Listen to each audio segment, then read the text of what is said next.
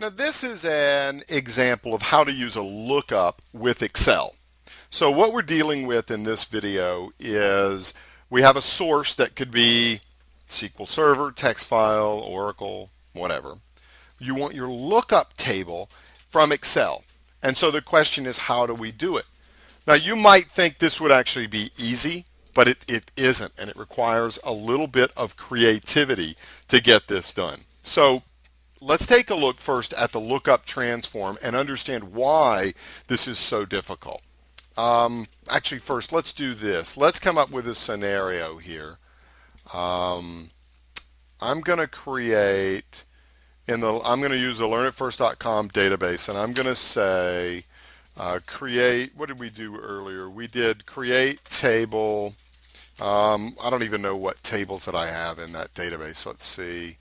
Let me delete some of these guys because there's just too much in here.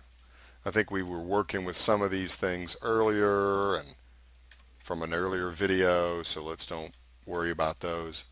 So let's create a table calling it suppliers, and it's going to have a supplier ID, and that's an integer, and we'll make that the name auto-generated primary key, and the supplier name is a Unicode 128, and fair enough.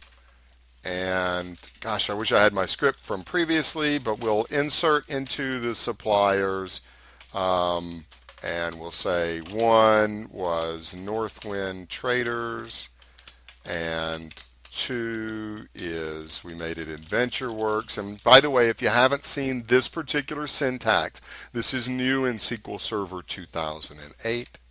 A much welcome, very welcome addition.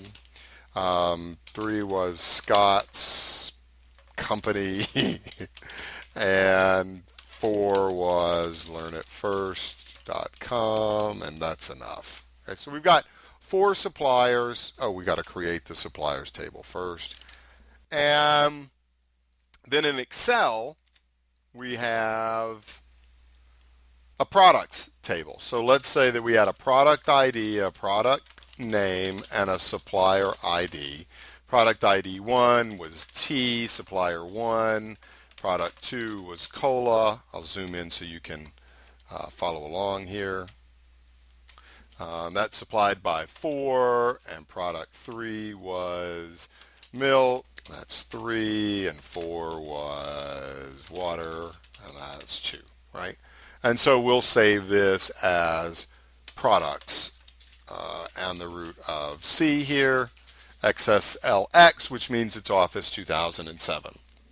And so obviously what we need to do is we need to look up in the Excel spreadsheet what